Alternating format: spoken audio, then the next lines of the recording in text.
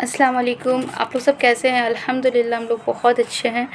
आज मैं एक हदीस पढ़ रही थी, सोची कि आप लोगों से भी शेयर करूं, क्योंकि मैं कोशिश करती हूं कि मैं वही बातें आप लोगों से करूं जो बात हम लोगों से बहुत ज़्यादा मिलता-जुलता है। और ज़ाहिर-सी बात है, हदीस है तो जिस तरह से आप लोग मेरे से सुनते हैं, आप लोग भी कोशिश करिए कि कुछ भी हदीस जो आप लोग पढ़ते हो, सुनते हो, उसको भी आगे पहुँचाएँ और आगे बताएँ।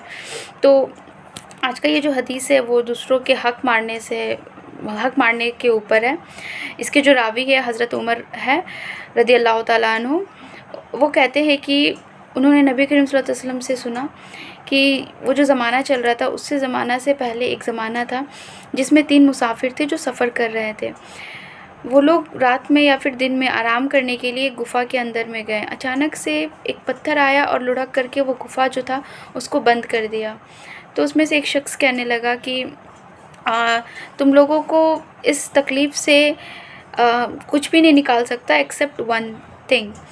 वो है कि आप अगर अपने माज़ी ज़िंदगी में जो भी चीज़ नेकी किए हो, वो नेकी को याद करें और अल्लाह से उसका सिला दे के आप लोग अल्लाह से दुआ करें कि अल्लाह उस परेशानी से, मुसीबत से निकाल दे। तो उसमें से जो पहला आदमी कहा कि या अल्लाह, मैं आज तक कभी भी, मतलब उस समय जब वो बात कर रहा था, मैं तब तक कभी भी किसी को भी दूध नहीं पिलाया अपने हाथों से। लेकिन एक बार जब मेरे माँ-बाप लेटे हुए थे रात में, तो देखा कि उनके टेबल पे दूध का प्याला रखा हुआ था। मैं वो प्याला अपने बीवी बच्चों को पिलाना ज़रूरी नहीं समझा उस समय, और ना ही अपने ग़ुलामों को पिलाना ज़रूरी समझा। तो मेरा दिल में ये ख़्याल आया कि ये निवाला मैं पहले अपने माँ-बाप को पिलाऊँ, और वो प्याला मैं लेकर के रात भर इंतज़ार में रहा कि मेरे अम्मी-अब्बू जब उठेंगे तो मैं ये प्याला उनको पहले पिलाऊँगा, उसके बाद अपने बीवी बच्चों को। तो फिर सुबह उसने उठा और उठ कर के अपने माँ-बाप उनके उठे और उनके बाद में उन्होंने उसको पिलाया। उसके बाद उन्हें बीवी बच्चों और ग़ुलामों को पिलाया। तो या अल्लाह, ये काम मैं सिर्फ़ और सिर्फ़ आपकी रज़ामंदी के लिए किया था।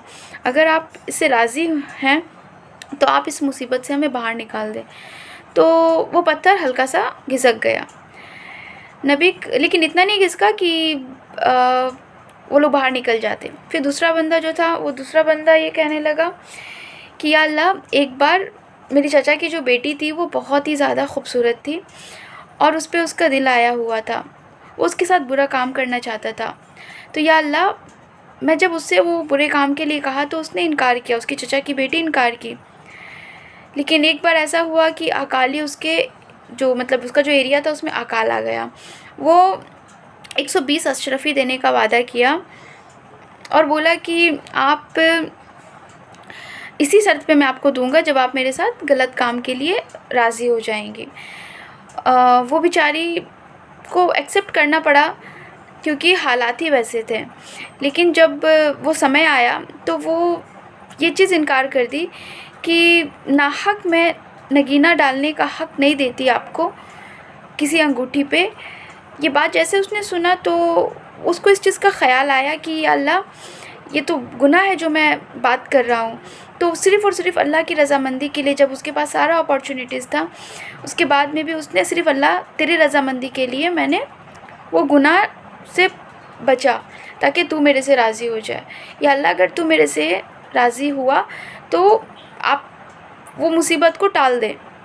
इस तरह से वो पत्थर फिर से हल्का-सा हिला, लेकिन पूरा नहीं खुला। फिर फाइनली जो तीसरा बंदा था उसने दुआ किया कि या अल्लाह, एक बार बहुत सारे मज़दूर थे जिससे मैं काम करवा रहा था। सारे मज़दूर अपनी मज़दूरी लेकर के चले गए, लेकिन उसमें से एक मज़दूर था जो अपना मज़दूरी नहीं लिया। उसके उस मज़दूरी पैसे जो थे उसको मैं अपने पास रखा और उससे मैं अपना बिज़नेस बढ़ाया।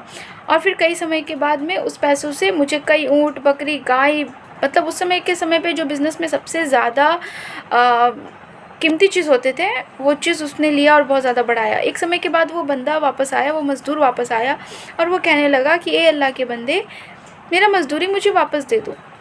वो शख़्स ये कहा कि ये जो ऊँट, बकरी, गाय, भैंस जो भी उस समय का था जानवर, आप जो भी देख रहे हैं सब आपका मज़दूरी है। वो बोला कि ए अल्लाह के बंदे, आप मज़ाक ना करें मेरे साथ।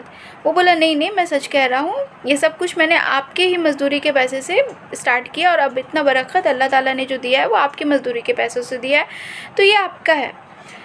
तो वो हाँक करके सारे जानवर को ले गया, उसमें से वो कुछ भी नहीं रखा। और उसने यही चीज़ कहा कि या अल्लाह, ये चीज़ मैं आपकी रज़ामंदी के लिए सब कुछ उसको दे दिया, अगर आप मेरे उस काम से राज़ी थे तो इस परेशानी को हम लोगों से दूर कर दें। वो पत्थर पूरा हट गया और पूरा हटने के बाद में सब लोग मज़े से चलने लगे।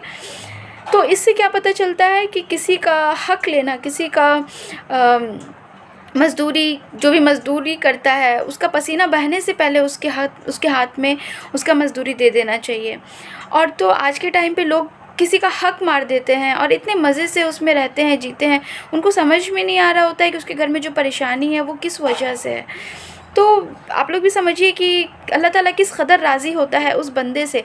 अगर वो बंदा वो पूरा सामान उसको नहीं भी देता तो कोई दिक्कत नहीं था, वो उसके ऊपर वाजिब नहीं था कि वो पूरा सब कुछ दे दे, सिर्फ़ और सिर्फ अल्लाह की रज़ा के लिए वो उसको दिया। तो आप ये इसका ऑपोज़िट दूसरा तरफ का अगर आप पहलू देखें तो अल्लाह उससे कितना नाराज़ होता होगा, जो किसी का हक़ मारता होगा, जो किसी का कमाई को गलत तरीके से हथिया लेता होगा, या किसी मज़दूर का मज़दूरी को रोकता होगा। तो आप लोग इस चीज़ को समझें और इस चीज़ से बचें। शुक्रिया।